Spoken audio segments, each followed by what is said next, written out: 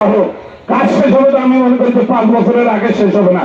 তার মানে অন্তর্বর্তীকালীন সরকারকে আমরা বলতে চাই, এই রংপুর বৃহত্তর রংপুরের মানুষের দীর্ঘদিনের যে সমস্যা, এই সমস্যাকে সমাধান করার জন্য তিস্তা মহাপরিকল্পনা যদি বাস্তবায়ন করা যায়, ইনশাআল্লাহ আমাদের এই এলাকার মানুষের অনেক কর্মের ব্যবস্থা হবে, নাকি হবে না?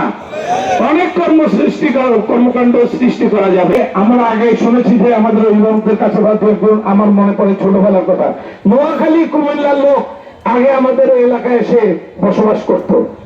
স্বাধীনতার আগের মানুষ যারা আছেন এখানে, আমাদের স্কুলের টিচার মাওলানা শিক্ষক ছিল কুমিল্লা বা নোয়াখালী, আমাদের মাদ্রাসা শিক্ষক ছিল কুমিল্লা বা নোয়াখালী। তাদের ওখানে কাজের কোনো ব্যবস্থা ছিল না, তারা আমাদের এখানে এসে কাজ করেছে। এখন আমাদের দেশের, আমাদের রংপুরের মানুষ, আমাদের নীলফামারীর মানুষ কাজ করে, ঢাকায় যায় রিক্সা চালায় বা গার্মেন্টসে কাজ করে। তিস্তার মহাপরিকল্পনা যদি বাস্তবায়ন হয়, আমার মনে হয় সেই আগের মতো ওই নোয়াখালী কুমিল্লার লোক রংপুরের এই তিস্তা পাড়ে এসে কাজ করবে, নাকি বলেন আপনারা? তাই ভাইরা আমার, বক্তব্য দীর্ঘায়িত না, আমরা এই আন্দোলনে নেমেছি। এর আগেও আমি এই মণিপুরে যে 2 দিন ব্যাপী কর্মসূচি ছিল, সেই কর্মসূচিতে আপনাদের সাথে ছিলাম, আপনাদের সাথে কাজ করেছি। আমি মহানগরের দায়িত্ব থাকলেও এই এই লক্ষ্মীতারি বা গঙ্গাচড়া থানার বিভিন্ন এই তিস্তা রক্ষা আন্দোলনের কাজ আমারও ঘাড়ে কিছুটা পড়ে, যেহেতু মহানগরের সাথে এই থানা, সেই কারণে এই থানার এই যে আপনাদের যে কর্মসূচি পালনের জন্য আমার উপর কিছু দায়িত্ব পড়ে।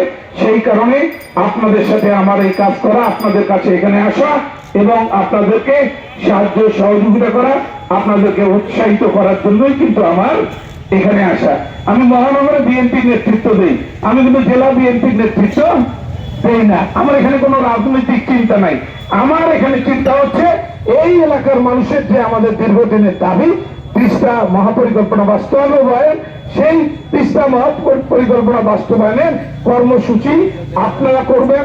আপনাদের সাথে আমরা যারা আছি শহরে, আমরা তারা আপনাদেরকে সহযোগিতা করব এবং সেই কারণে আজকে এখানে এসেছি। আমি বক্তব্য আর দীর্ঘায়িত করব না। যতক্ষণ না এই আমাদের মহাপরিকল্পনার উদ্বোধন হবে, ততক্ষণ আমাদের আন্দোলন চলবে কিনা আপনারা বলেন? আন্দোলন চলবে ইনশাল্লাহ। ততক্ষণ আমরা আন্দোলন করে যাব। আমাদের প্রধান সমন্বয়ক দুলু সাহেব যে কর্মসূচি দিবে, সেই কর্মসূচি আমরা পালন করব ইনশাল্লাহ। এবং পাশাপাশি আর একটা রাজনৈতিক কথা বলতে চাই, সামনে জাতীয় সংসদ নির্বাচন আছে, সেই নির্বাচনে ইনশাল্লাহ আপনারা সবাই বিএনপির সাথে থাকবেন, তারেক রহমানের সাথে থাকবেন।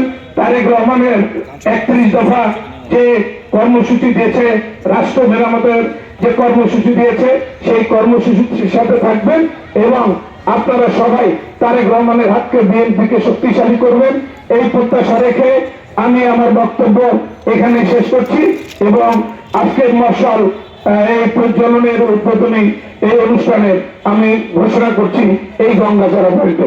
সবাইকে ধন্যবাদ। আসসালামু আলাইকুম ওয়া রাহমাতুল্লাহ। বাংলাদেশ জিন্দাবাদ।